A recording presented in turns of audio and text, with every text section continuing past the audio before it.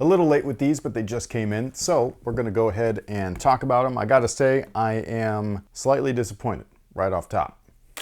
They are beautiful though, so there is that.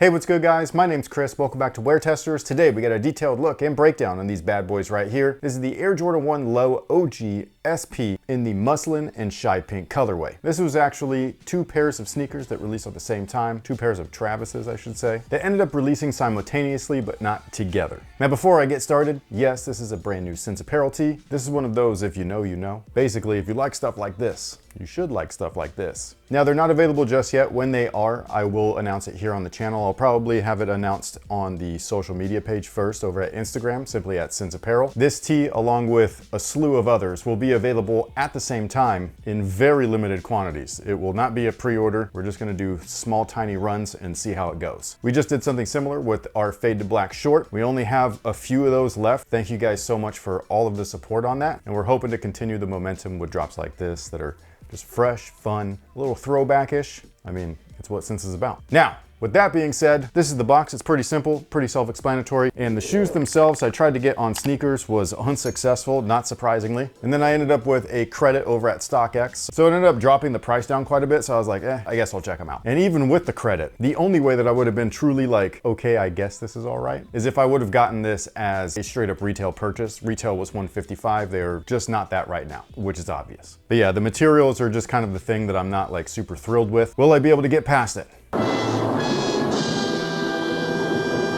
Of course. I mean, they're still pretty. They're still just a pair of Jordan 1s, so it is what it is. It's gonna be a great summer shoe. So yeah, I was just initially disappointed, that's all. The outsole though was not part of my disappointment. The outsole features the greatest traction of all time. It's done up in this shy pink color, which looks fantastic. Moving on up, you've got a rubber cup sole in the muslin color. So that's all of the overlay materials too, like it's that muslin look. If you don't know what muslin is, it's a type of fabric. There's many types of muslin, like anywhere from like cheesecloths to other stuff. It's really interesting. So if you wanted to Google it and learn some things, go for it. But either way, the cup sole is rubber. Inside of that cup sole is a polyurethane wedge. Inside of the heel of that polyurethane wedge is an encapsulated air sole unit. And then on top of that is this insole right here. This is not great. I don't know why this is in here. Like, why is regular releases getting dream cells and then this, a collab, gets a full-on downgrade? I don't know. It's weird. However, I suppose they make up for it with extra laces. So coming equipped inside the shoe is this muslin color. They are semi-waxed. They come with another semi-waxed pair of laces, which are this dark brown color. And then they come with some Nike SB style laces in the shy pink color. And this is one of those times where I'm not sure what color I want to go with. I think they look good with all of them. Now the materials is the part that I'm a little bit like thrown off by, mostly because I have other Travis releases, and while they're not like super premium or anything like that, for Jordan brand standards, they're pretty good. You know what I mean? Like they're higher up there than a lot of the rest of the stuff. This pair is a little bit different. I know that, again, there were two pairs releasing. There were some issues with launching them. Like they were supposed to release at a certain date. They kept getting pushed. I'm pretty sure this was supposed to be a Valentine's pack. On the tongue, instead of saying Nike Air, it's got a heart on there. That's so cute. Yeah, it's a little just different, you know what I mean? And then the other pair was like with the darker pink and the reds, very Valentine's looking. I like the shoe even more now. I wish I wasn't touching my nose when you said that. One thing I will say though is that the sneakers item descriptions on both models is accurate, so I do appreciate that. When we're talking about the tropical pink color, the one with the red swoosh, it states that the side panels or the underlays are nubuck, and then they have premium leather overlays. And then with this pair, it just says that they have premium leather overlays, so all of the muslin color. Those materials are very nice. They look nice, they feel nice. I mean, they're thicker cuts of leather. This is a good look, but where the downgrade comes from, especially compared to the other colorway, is the white panels. Like I mean, this is nowhere near as nice. It's, I mean, I'm gonna try to say things as nicely. It's a complete downgrade. Like, I don't know how a collab shoe has materials like this. This is, you know, the Jordan 1 lows that you'll see in the store with the really fat puffy tongue and the Jumpman logo? Those have better leather leather than this, especially nowadays, especially the ones that are like labeled SE. So yeah, I don't know what to say other than like the white coating, like the polyurethane coat that's on top of the leather feels really like slick and rubbery. It's not nubuck. It's not a leather feel. It feels like straight plastic. It's really odd. And then when you look at the cut line and stuff like that, especially right where it meets the tongue, you can just see that it's that particle board version of leather. Like it's just a bunch of grain and scraps that are glued together and then sealed with this white coating on top. And when I put the shoes on and I flex, not only does this panel right here flex super awkwardly because it's so stiff and cheap, but this top portion right here digs completely into my toes. So yeah, I was just surprised. At $155, is that horrible? I mean, it's not great, but it's not horrible. For resale price though, I can't justify that at all. Not that that's the reseller's fault. It's just that there's no reason why this shoe, outside of it being a Travis, should cost anywhere near what they're reselling for. And yes, I understand that resale prices don't dictate quality. I'm just letting people know what they pay for. Cheap stuff for high prices. That's a good deal, right?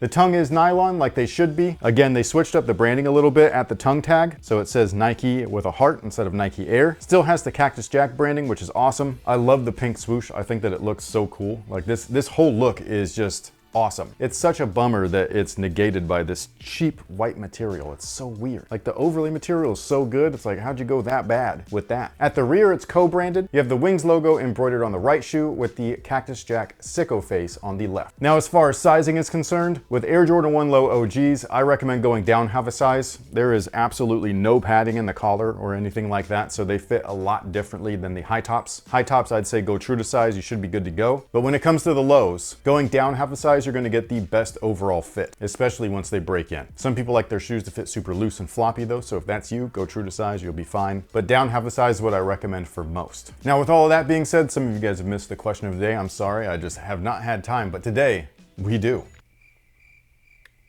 So just let's jump right into it, shall we? I wasn't gonna say like, do we have time? Like we do have time. Hey, Nightwing, longtime fan here. What's your thoughts on Jordan Brand changing the materials on some of their retros? Do you feel like sneakerheads are selective with what changes are okay? Some examples include the 2011 versus 2015 Bordeaux's, where a majority prefer the 2011 upper even though they're vastly different from the 92 OGs. Another one is the Black Cats 2020 versus 2025 retro, the 2002 Flint Grey 9s versus the 2026 retro, not having the synthetic material with the glitter effect and instead replaced it with suede. They're asking how I feel about it, or right? The original question is, what's your thoughts on Jordan Brand changing the materials on some of their retros? And do you feel like people are selective in that's for sure, and I completely get it. Like this, with material changes and the shape changes of the shoes, these are things where someone like me, and this is not a blanket statement for all the retro product, but someone like me, I really like when they revert things back and fine tune things to look like what I remember them seeing looking like for the first time. So like if I look at an Air Jordan 12, I remember like freshman year, I remember that, and they were awesome. You know what I mean? When I see these new 12s, they just look wonky and mangled and like somebody that has no business putting shoes together put them together. You know what I'm saying? So like it's one of those things where I'm sorry, I can't support that. You know, like I'll review it and stuff because that's my job, but am I actually buying these products? Hell no. Did I used to? Yes. Why? Well, because I really wanted the shoe. Like I have an attachment to them in some way, shape, or form, whether it's just the extreme desire or want. But now that I'm older, like I don't mess with the things that I really don't mess with. We have the choice or the power to really vote with our wallet for that shoe in particular. With the current way that it's being manufactured and shaped, I don't like it. There are a lot of people that do though. Am I mad at those people? Not really. I mean, buy what you like. Does that make it so that Jordan Brand most likely will not change the shoe unless like sales decline heavily on that model? It's possible. That's unfortunate for me, but I mean, majority rules, right? When it comes to the material switch ups and stuff like that, the same thing kind of applies. Like those Flint 9s, for example, that was one of my first like, where is the glitter? You know what I'm saying? They didn't even put it in the midsole, which they could have, although I understand why they didn't, because it wouldn't have been as uniform of a look. So initially, was that a little jarring for me when I pulled them out of the box for the first time? Yes, especially because I was so excited for that shoe. It was the first time that it had been retroed that I've been excited. I mean, I wanted them since what? When was that? Was that 01 or was that 03?